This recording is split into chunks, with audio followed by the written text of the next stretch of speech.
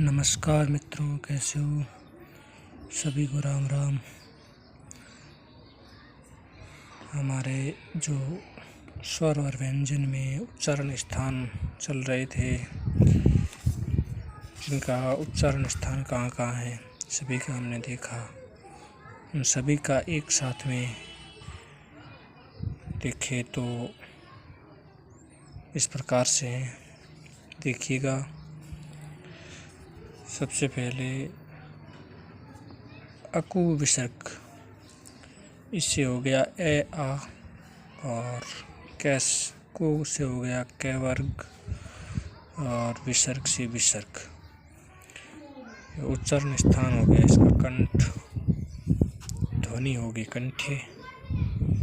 और इचो ये सा नाम तालु, इससे हो जाएगा ई से, दोनों ई हो गए। और चू से हो गया चे वर्ग, चे छे जय जय जय, ये हो गया। और ये हो गया। और श से शे, इसका उच्चारण स्थान तालु हो गया और ध्वनि हो गई तालव्य। ऋतु ऋषाणाम मूर्धा, इसमें इस प्रकार से है। री से री हो गया, टू से टे वर्ग हो गया, टैट है डैट है न। और ये जो नीचे बिंदु वाले ड और ढ, ये भी इसी में ही शामिल होंगे मूर्धन्य व्यंजन में। इसके आगे क्या है? र और श, इनकी ध्वनि है मूर्धन्य, उच्चारण स्थान है मूर्धा। तुलसा नाम, तू से हो गया तै थ द ध न, और ल से ल, से से, इसकी ध्वनि हो गई दंत्य। इसकी कौन सी ध्वनि हुई? दंत्य। और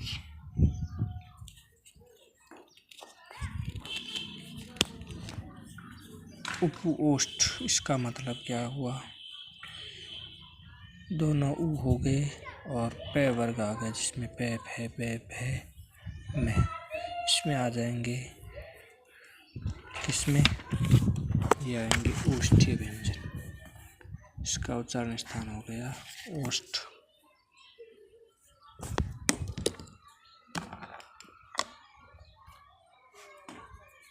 ध्वनि होगी ओष्ठी। ठीक है मित्रों। और ए एक का उच्चारण स्थान हो गया कंठ तालु, इसकी ध्वनि होगी कंठे और तालव्य। ए दे तो कंठ तालु, इस प्रकार याद रख सकते हैं। या हमको अगर एक को विच्छेदित करते हैं तो ए प्लस ई से ए बनता है। ए की ध्वनि होगी कंठे और ये हो गया तालव्य। ई की ध्वनि तालव्य होती है ना, तो कंठ और तालव्य दोनों हो गया उच्चारण स्थान। और वे का उच्चारण स्थान दंतोष्ठ है, इसको आपको विशेष रूप से ध्यान रखना है। दंतोष्ठ, दंतोष्ठीय ध्वनि कौन सी है? वह है, इस बात का ध्यान रखना है। और ये जो ए है ये कंठी और ये हो गया ओष्ठी ध्वनि, तो इसका मतलब ये क्या हो गई? कंठोष्ठी ध्वनि हो गई। कंठोष्ठी में हो गया ओ और औ, इसमें ध्वनि होगी कंठोष्ठी। कंठ व ओष्ठ उच्चारण स्थान है। तो ठीक है मित्रों, हमने सभी उच्चारण स्थान को देख लिया। अब आगे बातचीत है नासिक के व्यंजन कौन कौन से होते हैं, वो देखिएगा। नासिक के व्यंजन मित्रों, यहाँ पे हम नोट डाउन करते हैं। नासिक के व्यंजन बहुत सरल है, जो नाक से बोले जाते हैं वो व्यंजन होते हैं नासिक के व्यंजन।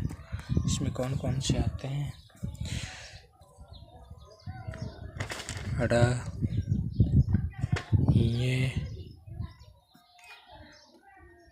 अण और न और मैं। ये जो 5 व्यंजन है। इसका उच्चारण स्थान नासिका है। इनका उच्चारण नासिका के साथ क्रमशः कंठ, तालु, मूर्धा, दांत तथा ओष्ठ्य भी होगा, क्योंकि हमने जाना था ना कंठ्य व्यंजन में क वर्ग में, तो ये हो गया क कंठ्य। इसका मतलब ये नासिकी व्यंजन के साथ एक और है, जैसे ये कंठ्य, ये तालव्य, और ये हो गया मूर्धन्य, और ये हो गया, ये कौन सा है, ये हो गया तुलसाना, तय वर्ग वाला है ना, कौन सा है, दांत। तुलसानाम दंता होता है ना, तो इसमें दांत वाला भी शामिल होगा। और ये हो गया ओष्ठ्य, पे वर्ग ओष्ठ्य में आता है, तो इसमें नासिकी व्यंजन के साथ साथ ये अन्य का उच्चारण स्थान भी होता है। अब देखते हैं हम अंतस्थ व्यंजन। अंतस्थ व्यंजन कौन से होते हैं? अंतस्थ व्यंजन में ध्वनियाँ आती हैं ये, र, ल और व, ये आते हैं अंतस्थ व्यंजन में। इसके अलावा व्यंजन होते हैं ऊष्म व्यंजन, जिसमें श, तीनों श हो गए और है। इन वर्णों का उच्चारण स्थान के साथ प्रश्वास वायु छोड़ने वाली सांस के घर्षण से होता है। हमारी जीभ श का उच्चारण करते समय तालु से, श का उच्चारण करते समय मूर्धा से तथा श का उच्चारण करते समय दांतों से घर्षण करती है, इसलिए हम इसको ऊष्मी व्यंजन कहेंगे। तो इसमें यहाँ पे नोट करते हैं, यहाँ पे ऊष्म व्यंजन लिख देते हैं। ऊष्म व्यंजन में कौन कौन से हो गए? ये वर्ग है ना, श, और है। इसमें जो ध्वनि में वायु को हम छोड़ते हैं, उस समय घर्षण होता है, और वो घर्षण अलग अलग प्रकार से होता है। जैसे श शलगम वाले का उच्चारण स्थान जो है ना, वो तालु होने से वहाँ से घर्षण होता है, और श षटकोण का उच्चारण स्थान मूर्धा होने से उसका वहाँ से होता है, और श सड़क वाले का उच्चारण स्थान दांतों से होने से वहाँ से घर्षण होता है। अतः ये सभी ऊष्मी व्यंजन है। श तीनों ही हो गए, और इसके साथ में है भी शामिल है। अब देखते हैं हम संयुक्त अक्षर के बारे में। संयुक्त अक्षर कौन से होते हैं? संयुक्ताक्षर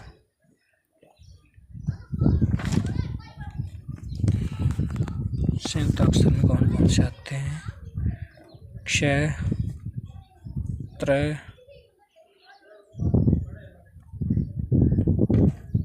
ज और श्र। ये जो है ना, ये संयुक्त व्यंजन कहलाते हैं। इसका निर्माण सभी का हम देखते हैं किस प्रकार से होता है। ये जो क्ष है, इसका निर्माण इस प्रकार से है।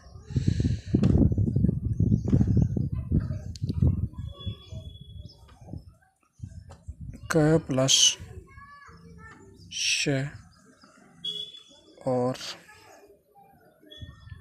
ऐसे इसका निर्माण हुआ है। और त्र का निर्माण कैसे हुआ? त, र और ऐसे। और इसका निर्माण कैसे हुआ? ज और ये धन ए। और श्रेय का निर्माण कैसे हुआ? श धन रे धन ए, ये इस प्रकार से इनका निर्माण हुआ। हिंदी में जो ये वर्ण है ना, श्रेय, इसको हम बोलचाल की भाषा में गे बोलते हैं। इसका विस्तार कुछ इस प्रकार से होता है, जे प्लस ये बराबर ये होता है।